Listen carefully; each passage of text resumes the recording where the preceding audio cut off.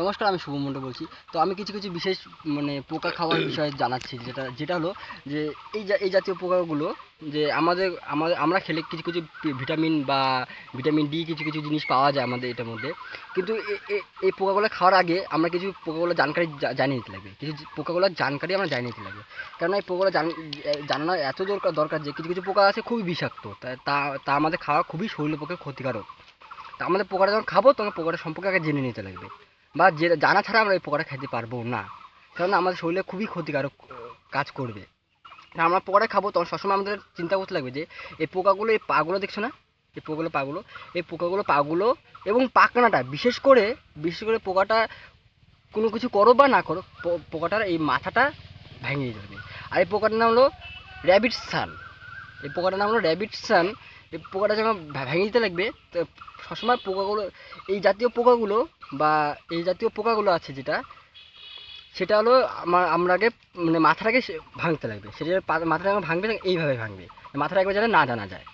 এবং কিছু কিছু পাগুলো আছে সেগুলো খুব বিষাক্ত, কিন্তু এবং এই পোকাটা খায়। এই যে গাছটা দেখা যাচ্ছে না, এই গাছগুলো, এই গাছগুলো এই রসগুলো খেয়ে থাকে, খেয়ে বেঁচে থাকে। এই গাছগুলোর রসগুলো এই পোকাটা খেয়ে থাকে। আর এই গাছগুলো জন্মায় হলো এই যে নদীর ধারে, এই নদীর ধারে এই গাছগুলো জন্মায়। এতে খেলে কোনো ক্ষতি নেই। এই পোকাটা খেলে কোনো ক্ষতি হবে না।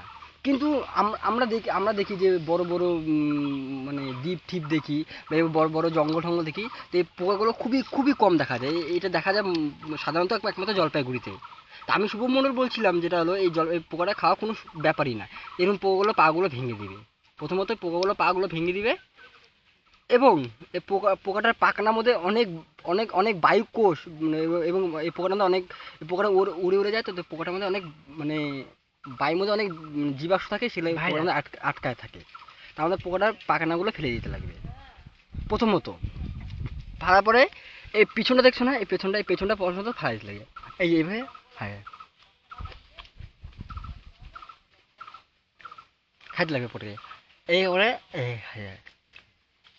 নমস্কার। করিস না, করিস না, করিস না।